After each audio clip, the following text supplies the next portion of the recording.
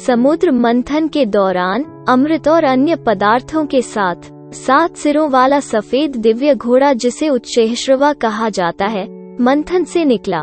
उस समय घोड़े को देखकर कद्रू ने विंता से घोड़े का रंग पूछा। विंता ने घोड़े का रंग सफेद देखा और कद्रू को घोड़े के सही रंग की पुष्टि करने के लिए चुनौती दी। कद्रू ने विंता को उच्चैःश्रवा के रंग के सफेद होने के बारे में स्वीकार किया, लेकिन उसने घोड़े की पूंछ को काले रंग के रूप में संदर्भित किया। कद्रू ने विंता को यह कहकर चुनौती दी कि यदि उस घोड़े की पूंछ काली है तो विंता उसकी दासी होगी, नहीं तो वो स्वयं उसकी दासी होगी। उन दोनों ने अगले ही दिन अपने द्वारा पूंछ के रंग की पुष्टि करने का फैसला किया।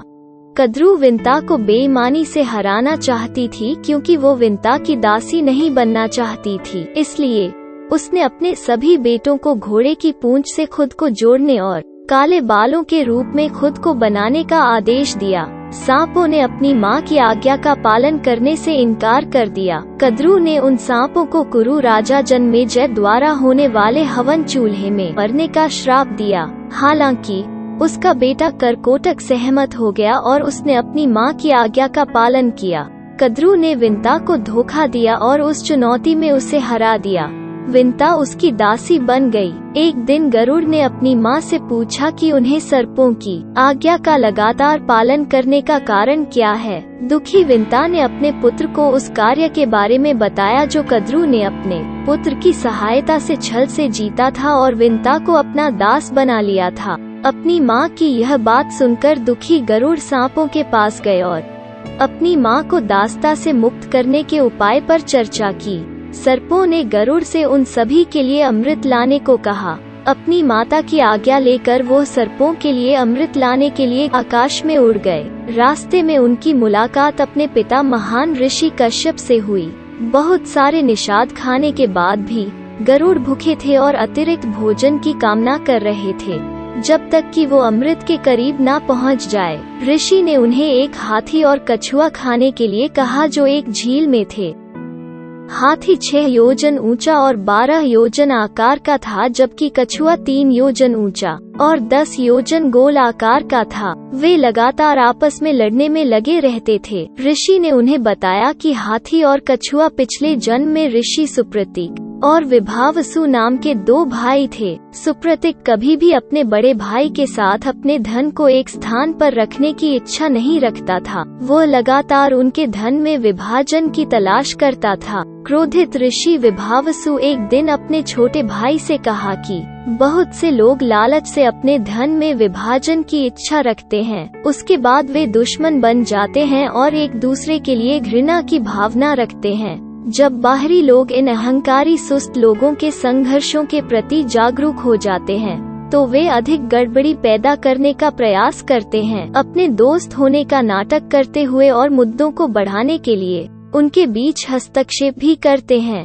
इसलिए ये लोग जो एक दूसरे से अलग हो जाते हैं अपना विनाश करते हैं। अपने ही छोटे भाई को संभालने में असफल होने के बाद ऋषि विभवसु ने उन्हें अगले जन्म में हाथी बनने का श्राप दिया। सुप्रतीक ने भी उन्हें कछुआ होने का श्राप दिया। वैसे ही इस जीवन में यह हाथी सरोवर के पास पहुंच जाता है। कछुआ भी इसका शोर सुनकर उठ जाता है। तब यह हाथी अपनी सूंड, पूंछ और टांगों से पूरे पानी को घमंड से हिला देता है। उसी क्षण कछुआ भी लड़ने के इरादे से हाथी के करीब आता है।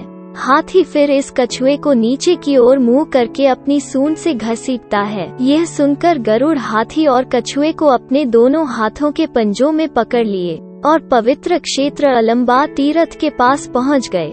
उन दोनों को खाने के इरादे से बरगद के पेड़ पर बैठ गए। हालांकि जिस पेड़ पर उन्होंने कदम रखा उसकी बड़ी शाखा तुरंत टूट गई। बालाखिल्य नाम का एक मुनि उसी शाखा से नीचे की ओर लटके हुए थे, इसलिए ऋषि को नीचे गिरने से बचाने के लिए गरुड़ ने उस क्षतिग्रस्त शाखा को अपने मुंह में पकड़ लिया और हाथी और कछुए के साथ ऋषि को ले जाते हुए गंधमादन पहाड़ी की ओर उड़ गए। वहां कश्यप मुनि ने बालाखिल्य मुनि को प्रसन्न कर उन्हें समझा दिया कि उनके पुत्र ने सबका कल्याण करने के लिए ही ऐसा कार्य किया है। ऋषि ने गरुड़ को क्षमा किया और तपस्या करने के लिए हिमालय की दिशा में चले गए। बाद में गरुड़ अपने पिता से परामर्श करके दूसरे पहाड़ पर गए और उस विशाल शाखा को वहीं छोड़ दिया और कछुए के साथ हाथी को उसकी चोटी पर खा लिया। वो अमृत की तलाश में चले गए। उनकी शक्ति देखकर भयभीत इंद्र और विभिन्न देवता अमृत की रक्षा कर रहे थे। वे देवताओं के गुरु बृहस्पति से अमृत लेने की गरुड़ के उद्देश्य को समझ गए। सभी देवताओं ने उनके विरुद्ध युद्ध आरंभ किया। गरुड़ ने साहसपूर्वक उन सभी को पराजित किया। अमृत विनाशकारी आग से घिरा हुआ था। गरुड़ ने अपने 8100 मुख बनाए। नदी का जल मुंह में भरकर आग को बुझा दिया। तब उन्होंने पाया कि अमृत एक लोहे के पहिए के माध्यम से अवरुद्ध हो गया था, जिसमें तेज धार शामिल थे जो लगातार घूम रहे थे।